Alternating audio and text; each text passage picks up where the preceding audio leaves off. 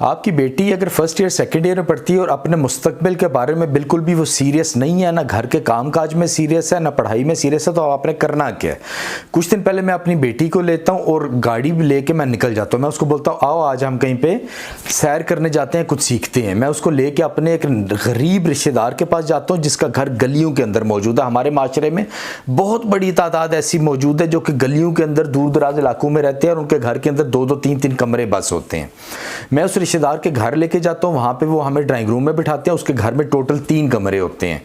Drawing room में बिठाते हैं, टूटे से इस तरह कमज़ोर से सोफ़े पड़े होते हैं। उसके घर के अंदर उसके सास ससुर, उस लड़की के सास ससुर और उसके खावंद के 2-3 भाई भी वहाँ पे रहते हैं, जिनके बहुत सारे बच्चे भी वहाँ पे मौजूद होते हैं। उसका जो खावंद होता है उसकी तनख्वाह तकरीबन 25 से 30 हज़ार रुपया होती है। तो इस तरीके से वो अपनी ज़िंदगी गुजार रही होती है। वो हमें पानी पिलाते हैं और साफ़ तौर पर नज़र आ रहा होता है कि वो बिल्कुल भी नहीं चाहते कि हम वहाँ पर खाने का टाइम है तो खाना खा के जाएँ। ये नहीं कि वो खाना खिलाना नहीं चाहते, बल्कि वो अफोर्ड ही नहीं कर सकते। अगर वो 4-5-6 हज़ार रुपये का हमें खाना खिला देंगे तो उनका पूरा महीने का जो पूरा सिस्टम है वो सब खराब हो जाएगा। तो वहाँ पे रहने वाली लड़की की ज़िंदगी किस तरह गुजर रही है। वो सुबह उठती है, वो सफाइयाँ करती है, बर्तन धोती है, खाने पकाती है, बच्चों को संभालती है।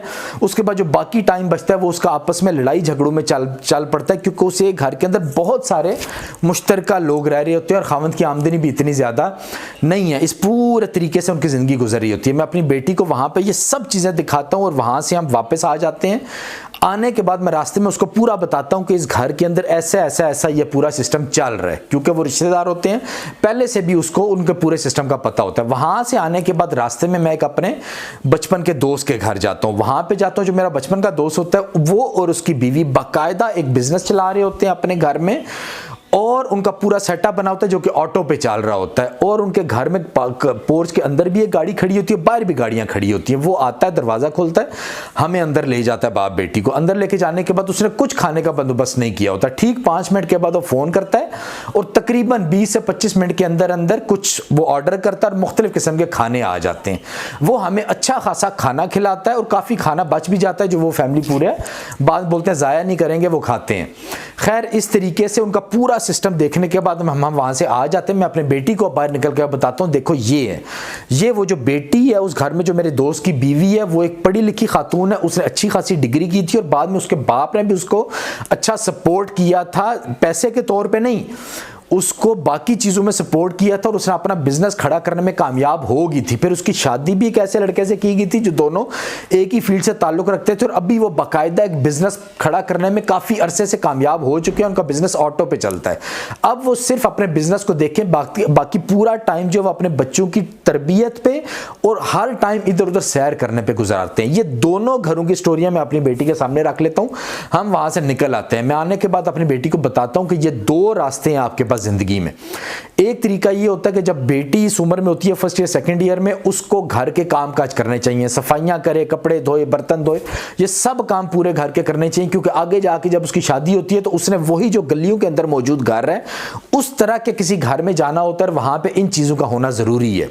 लेकिन अगर वो चाहती है कि वो गलियों में रहने वाले घर की तरह अपनी जिंदगी ना गुजारे, बल्कि मेरे दोस्त की तरह एक अच्छी जिंदगी गुजारे, तो उसके लिए अभी से उसको अपने पढ़ाई पे तवज्जो देनी होगी, अपने कारोबार पे तवज्जो देनी होगी, अपने अंदर कुछ चेंजिंग लानी होगी, अपने अंदर वैल्यू क्रिएट करनी होगी, तब भी वो आगे जाके दुनिया के अंदर वैल्यू क्रिएट कर सकेगी और अपने बच्चों को भी अच्छी तरबियत कर सकेगी। ऐसा मुमकिन बिल्कुल भी नहीं है कि आपकी हरकतें उन जैसी हों जो लड़की वहां पे छोटे छोटे घरों में रहती थी, गलियों के अंदर रहती थी, लेकिन ख्वाब आप इस घर वाली लड़की के देख रहे हो कि मेरी जिंदगी तो मेरी इस तरह की गुजरे, लेकिन मेरी हरकतें जो हैं वो उस तरह की हो। ये पूरी बात आपने अपनी बेटी को अच्छे तरीके से बतानी है और उसके सामने ये दोनों रास्ते आपने अच्छे तरीके से रख देने हैं और उसको ये बताना है कि आप हो वो आदमी, इसमें नसीब का कोई अमल दखल नहीं होता, किसी भी चीज का अमल दखल नहीं होता।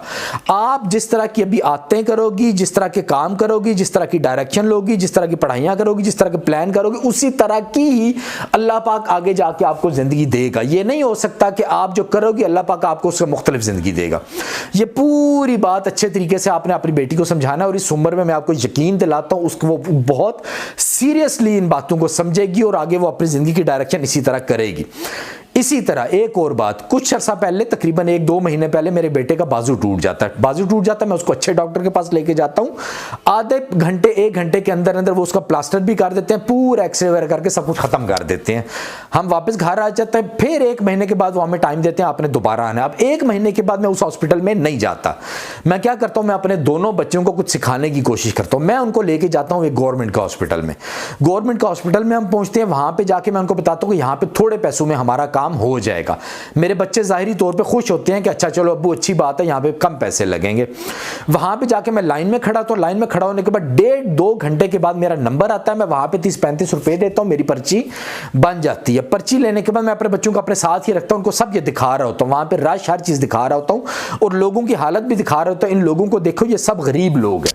वहां से पर्ची लेके मैं आगे ओपीडी में जाता हूँ। ओपीडी के अंदर बड़ा सा एक हॉल होता है, वहां पे भेड़ बकरियों की तरह लोगों का रश जमा होता है। वो रश में अपने बच्चों को दिखाता हूँ और बोलता हूँ ये देखो यहाँ पे हमारा नंबर कब आएगा, कब हम एक्सरे कराएंगे, कब हमारा ये सारा प्लास्टर उतरेगा। और कहोगा ये बिल्कुल भी आज होना मुमकिन नहीं है, इसको कम से कम 1-2 दिन और लग जाएंगे। ये सारी सिचुएशन दिखाने के उसको वहां से ले जाता हूं। जाके वही जो हॉस्पिटल पहले बेहतर हॉस्पिटल था वहां पे जाते हैं, वहां पे पर्ची कटाते हैं। 10 मिनट के अंदर मेरा नंबर आ जाता है। आधे पौने घंटे के अंदर अंदर हम वहां से फारिग हो जाते हैं। अच्छा डॉक्टर हमें अच्छी तरह वो ट्रीट करता है, सबको हमारा प्लास्टर उतारता है अच्छे तरीके से। वहां पे मेरे तकरीबन कोई 8-10 हज़ार या 15 हज़ार रुपए शायद लग जाते हैं उस टाइम पे। लेकिन आने के बाद मैं अपने बच्चों को बताता हूं कि बच्चों ये देखो ये 2 रास्ते हैं, ये आप पे डिपेंड करता है आप कौन सा रास्ता चुनना चाहते हो, आपको कौन सी जिंदगी अच्छी लगती है।